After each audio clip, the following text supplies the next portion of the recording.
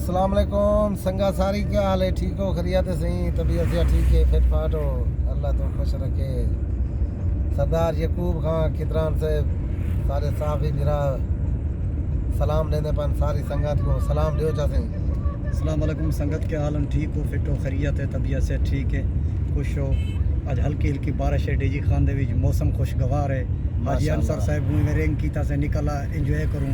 असां इंजॉय करें वधूँ, सकून करें वधूँ, चक्कर लेने वधूँ। मौसम खुशगवार है, चस चेंदे वधूँ, बारिश ॾाढी माशाल्लाह ज़बरदस्त मौसम खुशगवार है। लेकिन सारा भीरा सरदार इमरान खान मिरानी साहब उनको भी सलाम दी गया। सारे उस्ताद साहबान सिराज खान मिरानी साहब, सिराज खान चंगवानी साहब, सारे प्यारे दोस्त खलील खान चंगवानी साहब, सारे जर्नलिस्ट,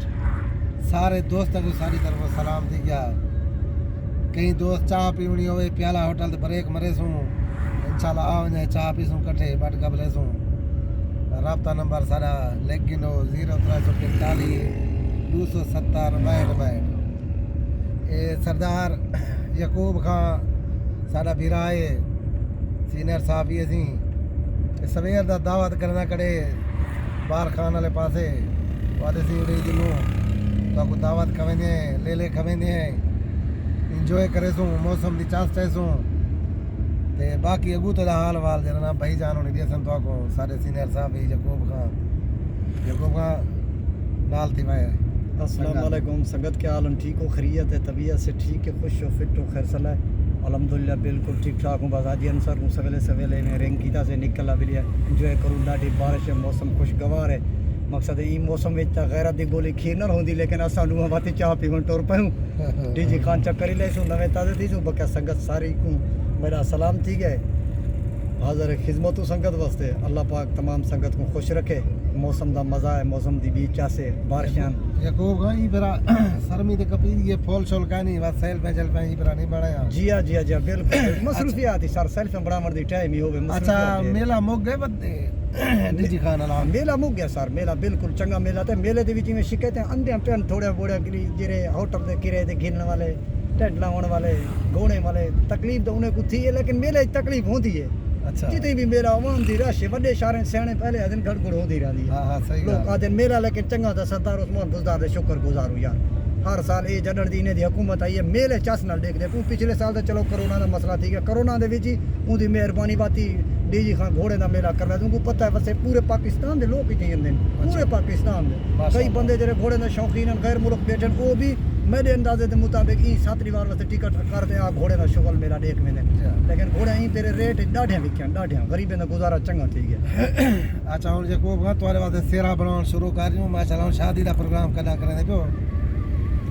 अदाब हाजी साहब मैं तो सही सही मैंने सब मैं जड़े भी संगत इकट्ठे टोलता सब करे पहले कि सफ़र ते वञूं किथे इंजॉयमेंट करण वञूं किथे खाना खावण वञूं या कहीं पार्टी ते वञूं या कहीं सियासी लीडर ते मिलण वञूं पहले सब करे मेरे दोस्त इहो हाल वाल करे देन के यकूब खां तू शादी करण करे दे। लेकिन शादी जॾहिं नसीब होती शादी करे सूं फिलहाल आप तुसां सोच गिनो अॼुकल्ह ई महांगाई ते दौर शादी करण आसान है पिछू निभावण बहु औखे क्योंकि अज का दौर आप देखदा करें हाजी साहब शादी करण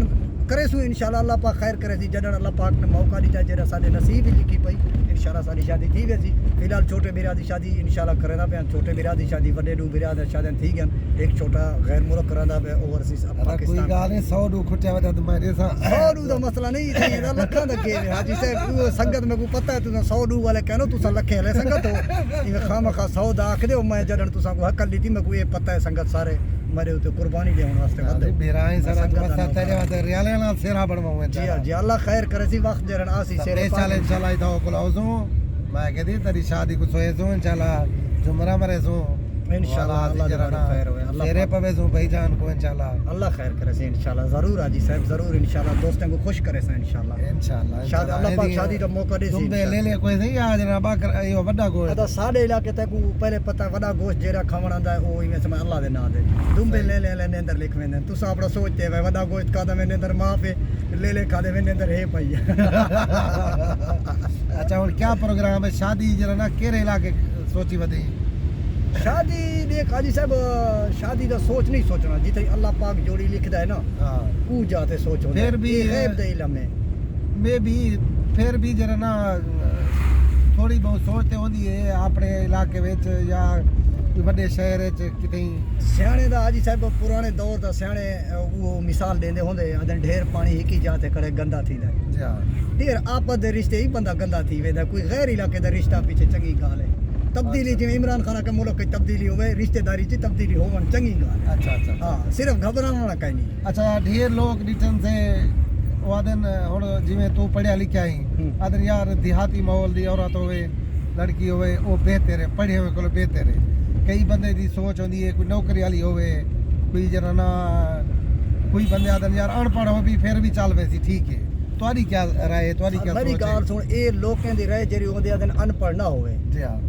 मेरी गाल सुन जी हाँ अनपढ़ पढ़ा लिखा इनदे विच फर्क बहु है जी हाँ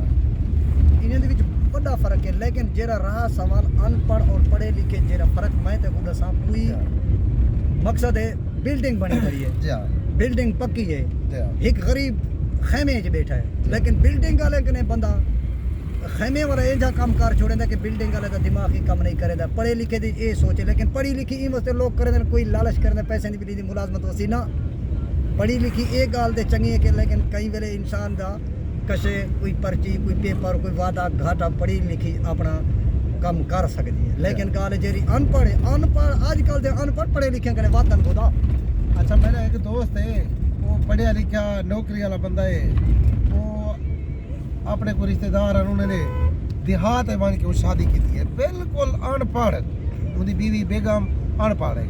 मैं उन्होंने सवाल किए मैं को जवाब नहीं देवांगा भाईजान मैं कोई देहाती माहौल वाले ये जरा ना अनपढ़ बेहतर अनपढ़ है को हर बंदे की अपनी सोच है उनकी सोच बिल्कुल अनपढ़ है उनकी बीवी वो अगर मैं कोई बेहतर है असल उनकी सोच को मैं सलाम करना लेकिन उनकी सोच रात के 12 बजे के बाद दी असल कल पे उन सोचा मेरी अनपढ़ चंगी या पढ़ी लिखी चंगी उनको अनपढ़ वाला सोच उनके ज़हन जेरे बह गया हूँ शादी कर गई माशाल्लाह मैं को फिर बाती दात लेना मुबारकबाद लेना ये तब्दीली दौर ही गैरत करते देहात शादी कर गई थी उनको सलाम करे ना खुदा एक गाल सलाम करे ना ठीक है संगा सारे को पूरी दूजी शादी खड़के दा भाई ना तू तो मेरी शादी वास्ते वदई तू शादी कर तू दूजी शादी दा हाल वाले कहना सी यो मदी बिदर कड़वे तो और जड़ी गाल करे दे बेवे और बुड्ढे दे क्यों और सारे जवान ना मैं ता बुड्ढे दा पिछा मिसाल चंगा बुड्ढे सिर बधा देंदे नौजवान दा डालते दे पल्ले नौजवानन बस क्या कुछ नहीं बुड्ढे दी बुड्ढे होंदे पुराने जमाने दे जेरे आजकल दे दौर जेरे नौजवान बुढ़े दे कट्ठे टुर पवे पैदल बुढ़ा उनको ने तकड़ा नौजवान 5 मिनट करे बाद हुलकी मारन पावे सी आ यार मैं थक पिया और देसी घी दे पले आजकल डालता है हाजी साहब जरा सोचा करो बुढ़े तकड़े होंदे सही गाल है नौजवाने कने हुन पुराना 185 80 साल दा बुढ़े को देख असा नौजवाने को देख 25 साल को सारी हालत देख उंदी देख ठीक है और संगा सारे को सलाम भेजा